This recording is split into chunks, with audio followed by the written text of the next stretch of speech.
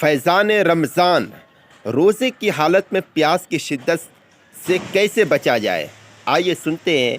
दो तरीका है। नंबर एक, फजर की नमाज के बाद आऊज़ु और बिस्मिल्लाह शरीफ के पढ़ने के बाद सूरतुल कौसर, इन्ना अअतैना कल कौसर, ये सूरत पूरी पढ़कर हाथों पर दम कीजिए और चेहरे पर फेर लीजिए।